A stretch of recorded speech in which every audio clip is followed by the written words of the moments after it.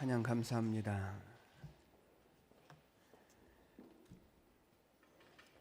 듣는 제가 숨이 차네요. 자, 우리 앞뒤 좌우로 우리 인사하겠습니다. 예수님 다시 사셨습니다.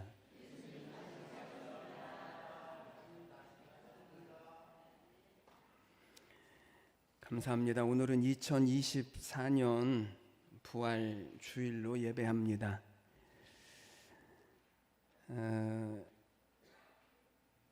십자가에서 돌아가신 지 사흘 만에 주님이 다시 살아나셨습니다. 이에 대해서 사람들은 어떻게 죽은 사람이 다시 살아날 수 있느냐? 꾸며낸 이야기 아니냐? 신화 아니냐? 사람들은 이렇게 말합니다. 따라해 보십시오. 그럴 수 있습니다. 뭐라고요? 그럴 수 있습니다. 왜요? 부활신앙은 아무나 가질 수 있는 것이 아니기 때문에 그렇습니다.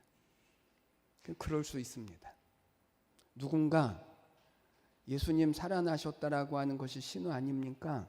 묻거든 그럴 수 있다라고 여기십시오. 왜냐하면 부활신앙이 아직 없기 때문에 그렇습니다. 그래서 세상은 누군가의 태어난 날을 절기로 지킵니다. 세상은 누군가 또한 죽은 날을 기념하면서 지키기도 합니다. 그래서 예수님이 태어나신 성탄절을 세상 사람들은 상업화를 예수님과 아무런 상관이 없는 축제일로 만들어 버렸습니다. 또 감사절기를 세상 사람들은 축제절기로 만들어서 우리끼리 먹고 마시고 즐기는 절기로 사람들은 그렇게 여겨버렸습니다.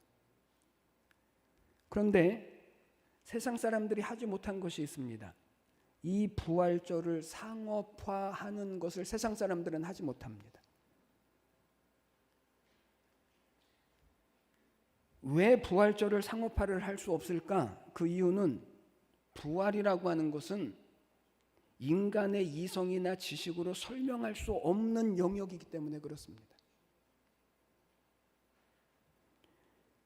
여러분, 무엇인가를 우리가 이해를 한다라고 하는 것은 새로운 지식이나 새로운 정보를 내가 가지고 있는 이미 알고 있는 것들과 맞추어서 파악하고 비교하고 받아들이는 것을 가리켜서 우리는 무엇인가를 배운다라고 말합니다. 그런데 예수님의 부활은 내가 알고 있는 어떤 지식이나 어떤 정보와 맞출 수 없고 비교해 볼 수도 없는 그런 사건이기 때문에 세상 사람들은 이 부활절이라고 하는 것을 자기들의 마음대로 상업화할 수가 없는 것입니다. 이 지식이 넘쳐나는 오늘 우리가 살아가는 이 시대에 현대인들은요, 모든 것을 다 이해하려고 하고 통제하려고 하지만 단 한 가지, 예수님의 부활에 대해서는 세상 사람들은요, 이해할 수도 없고 그리고 그것을 통제할 수도 없는 이유가 바로 여기에 있습니다. 예수님의 부활은 역사상 한 번도 일어난 일이 없었던 신비이기 때문에 이것은 믿어질 수 있는 일도 아니고 이해되어질 수 있는 일도 아닌 것입니다.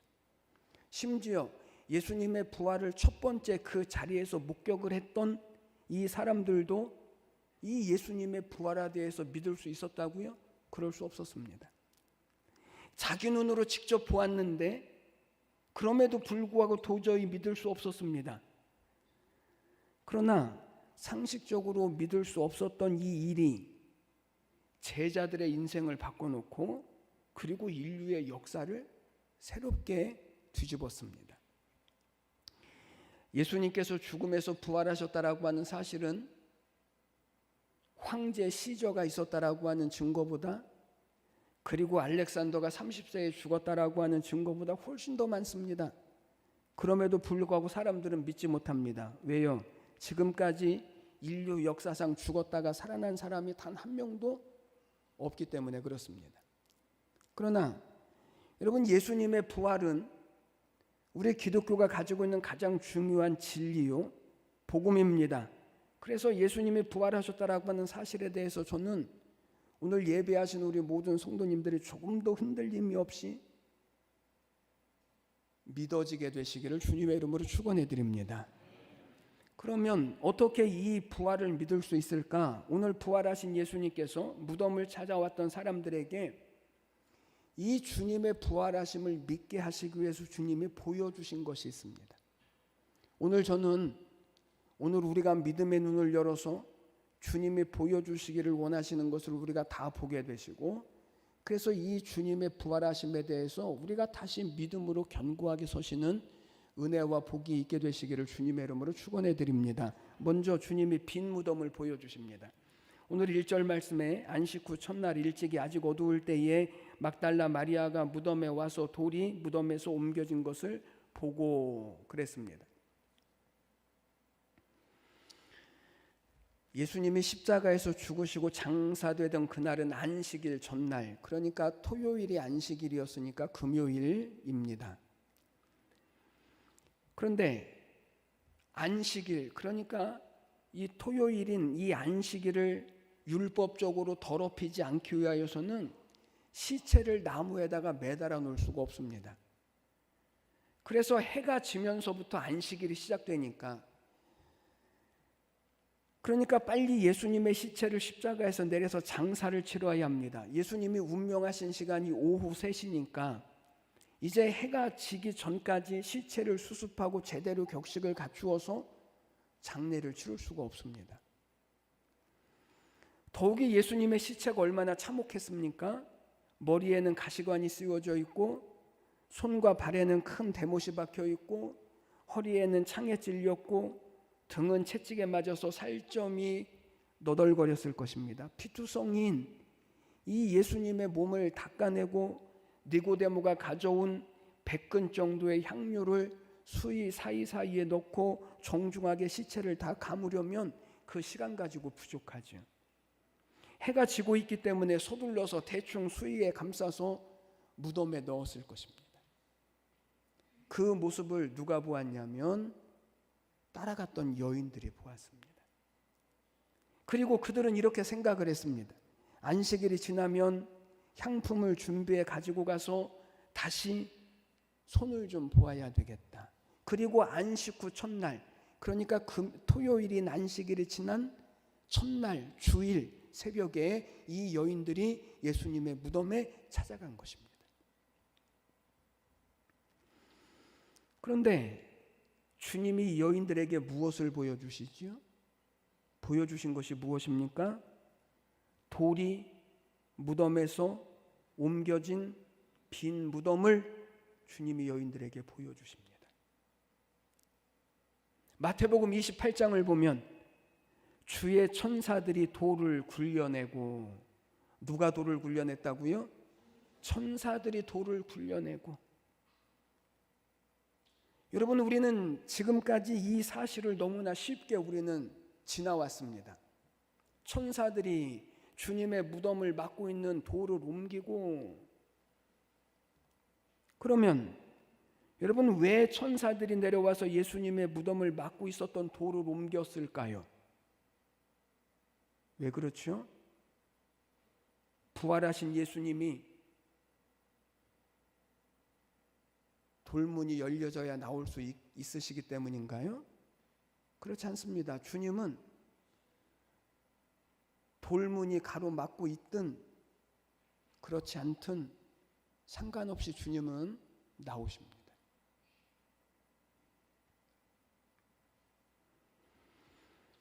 천사들로 하여금 무덤을 막고 있던 돌을 굴려내게 하신 것은 죽으셨던 예수님이 살아나셔서 비어있는 무덤을 여인들에게 보여주시기 위하여서입니다. 왜 비어있는 무덤을 보여주시는 것입니까? 무덤이 비어있다라고 하는 것만큼 확실한 증거가 없기 때문에 그렇습니다. 여러분, 세상의 모든 종교를 보십시오. 세상의 모든 종교 창시자들은 무덤이 있습니다. 무덤이 있다라고 하는 것은 그 사람들이 다 죽었고 다시 살지 못했다라고 하는 거죠. 그런데 우리 주님은 무덤 문이 열려 있습니다. 무덤이 없으십니다. 그 이유는 죽으셨던 예수님께서 다시 사셨기 때문에 그렇습니다. 그래서 예수님은 그 빈 무덤을 이 여인들에게 보여주시는 것입니다. 그럼에도 불구하고 빈 무덤을 여인들도 보고 제자들도 보았지만 9절 말씀을 보니까 그 사람들은 아직 성경에서 죽은 자 가운데서 다시 살아나리라 말씀하신 것을 아직 알지 못하더라 라고 말씀을 하셔요. 두 번째, 그래서 주님이 또 한 가지를 보여주십니다. 15절 말씀을 보니까 예수께서 이르시되 여자여 어찌하여 울며 누구를 찾느냐. 주님이 두 번째로 여인들에게 보여주신 것이 무엇인가 하면 예수님 당신 자신입니다. 그리고 16절 말씀에서 예수님께서 마리아야 이렇게 부르시는 그 음성을 듣고 비로소 마리아가 그분이 부활하신 예수님인 줄 알았다라는 거죠. 여러분, 오늘날도 예수님께서 부활하셨다라고 하는 것을 믿지 못하고 이것이 조작한 것이라고, 이것이 날조한 것이라고 여기는 사람들이 많습니다. 그러나 여러분 한번 가만히 생각해 보십시오. 예수님께서 부활하셨다라고 하는 이 사실을 온 천하에 증명하려고 하는데 주님은 누구를 사용하시냐면 마리아와 여인들을 사용하셔요. 여러분, 요즘처럼 여권이 큰 소리를 치는 때라면 혹시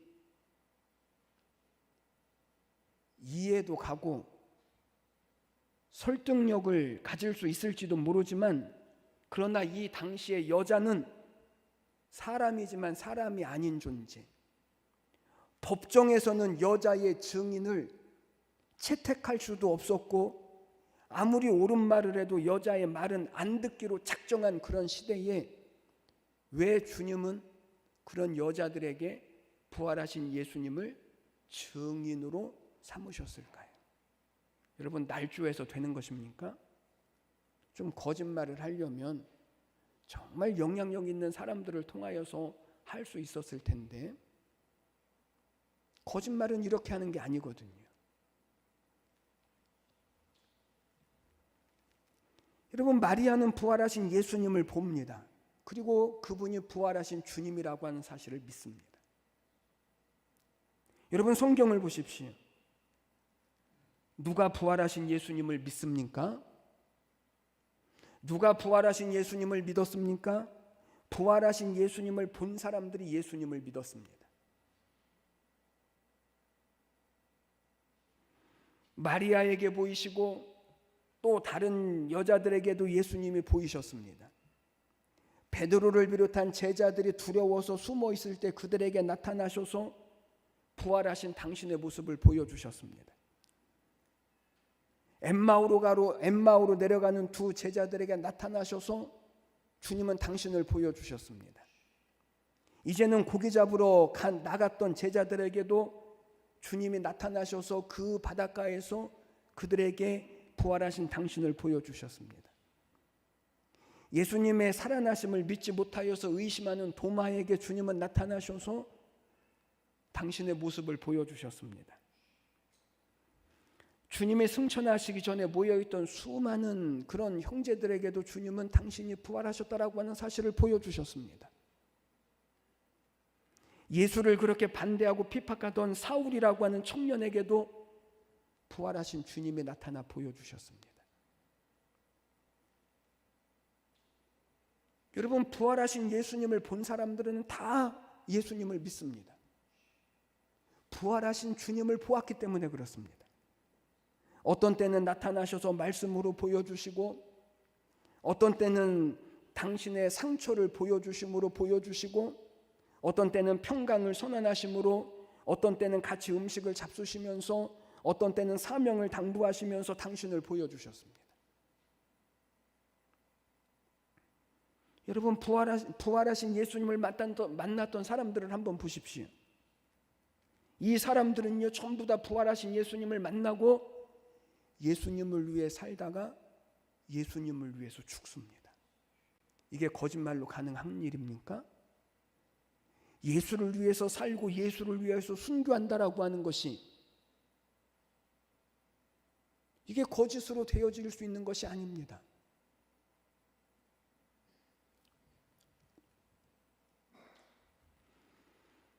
죽음을 이기시고 다시 부활하시고 다시 살아나신 그 예수님을 보았기 때문에 이 사람들은요 기꺼이 예수님을 위해서 죽습니다.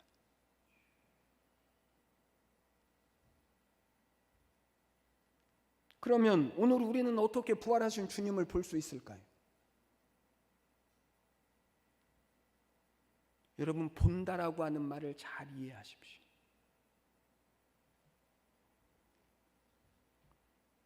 우리는 본다라고 하는 것을 1.0도 안 되는 우리의 시력으로 보는 것이 전부인 줄로 우리는 생각해요. 그러나 본다라고 하는 것 중에서 눈으로 본다라고 하는 것이 가장 낮은 수준이고 그리고 가장 부정확합니다. 음식은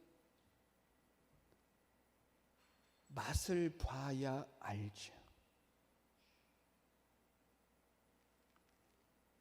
향기는 냄새를 맡아 봐야 알죠. 사람은 경험해 봐야 알죠. 지식은 배워 봐야 알죠. 눈으로 본다라고 하는 것만큼 부정확한 것이 없습니다. 눈으로 보는 것은요 너무나 한정되어져 있습니다. 겉으로 나타난 현상밖에는 볼 수가 없습니다. 더 분명한 한 가지 사실을 증명해 보겠습니다. 부부를 대상으로 한 세미나가 있었는데 강사가 물었습니다. 여러분 다시 태어난다면 지금의 부인과 결혼을 또 하시겠습니까? 사람들이 서로 눈치만 보고 있는데 한 사람이 손을 번쩍 들었습니다. 난 지금의 아내와 다시 태어나도 결혼해서 살겠습니다. 그랬더니 주위에서 우와,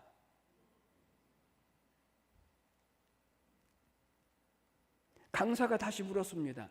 참 부럽습니다. 그럼 남편분은 다시 태어나도 아내분과 결혼을 하겠다라고 했는데 만약에 아내분이 싫다고 하면 어떻게 하시겠습니까? 그랬더니 남자가 이렇게 대답했습니다.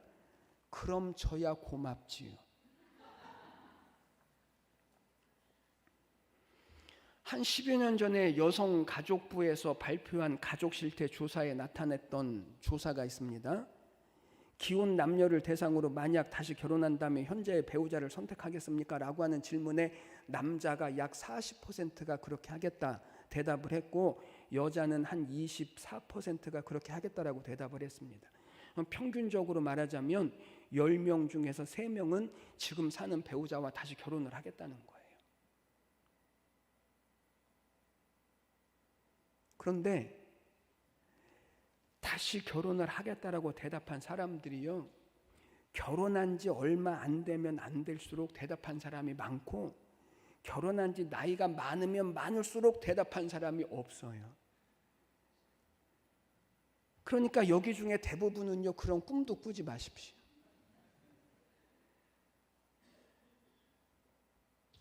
아니 왜입니까?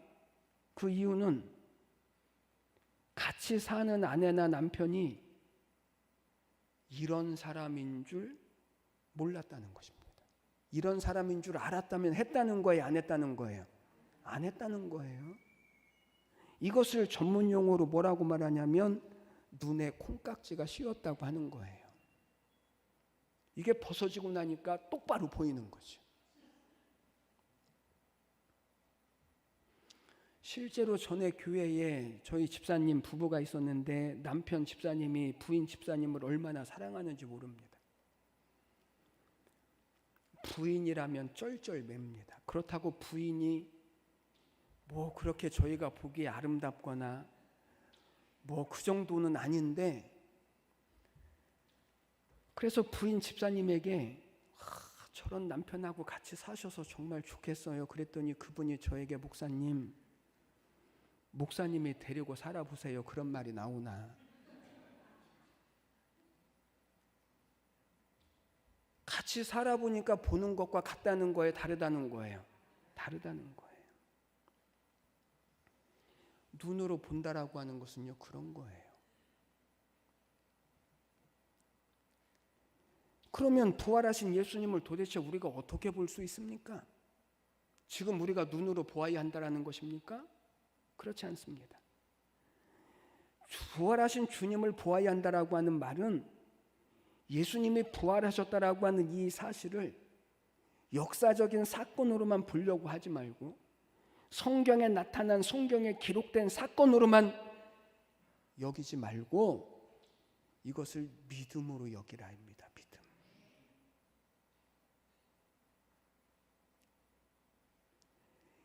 이 사건이 성경에 기록된 사건이요, 이 사건이 예수님에게만 일어난 사건이라고 여긴다면 우리는 입술로 예수님의 부활을 이야기하지만 우리는 마리아가 무덤에 죽은 예수님을 찾아가는 것처럼 우리는 날마다 그런 신앙생활을 하고 있을 수밖에 없다예요. 죽은 예수, 무덤을 찾아가는 마리아와 같이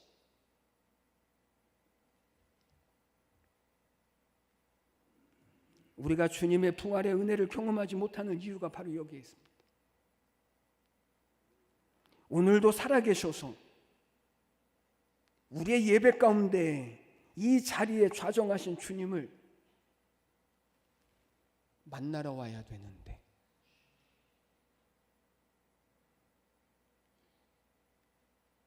2000년 전에 죽으셔서 지금은 아무 일도 못하시고 졸다가 가도 괜찮고 딴짓을 하다 가도 괜찮고 때로는 안 나와도 괜찮은 아무런 일도 없고 아무런 느낌도 없는 그런 죽은 예수. 아마 우리는 죽어있는 예수님을 만나러 온다라고 생각하지는 않지만 그러나 사실은 아무런 일도 일어날 기대조차도 없이 예배 자리에 왔다가 나가는 것이 얼마나 많은지 모릅니다. 예배는 예수님을 추모하는 모임입니까? 예배는 예수님이 살아계신 것을 인정하고 그 부활의 능력이 내 속에서 역사하신다라고 하는 사실을 믿음으로 지금도 사신 하나님께로 나오는 것이 예배입니다. 그래서 성경은 너희의 몸을 거룩한 산 제사로 하나님께 드리라. 산 제사로, 산 예배로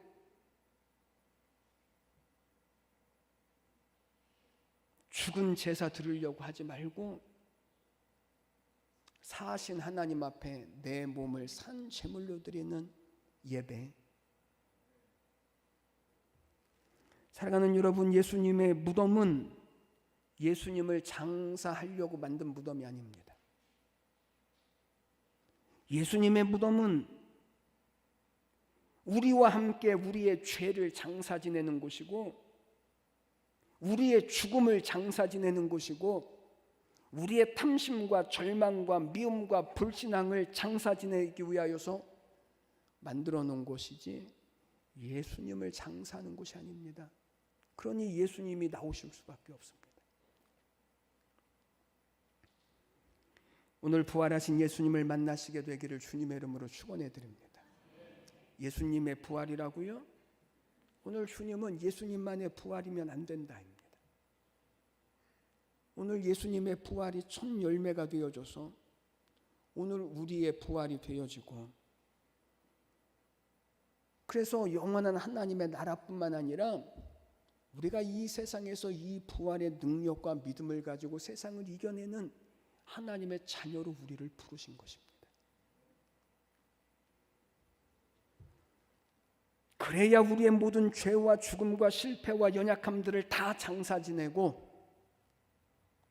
부활의 생명과 희망이 그리스도 예수 안에 있는 우리 모두에게 세상을 이기게 하시고 하나님의 나라의 삶을 살게 하시고 우리로 하여금 하나님의 영광을 나타내는 통로로 하나님이 우리의 삶을 붙들어 가시는 것입니다.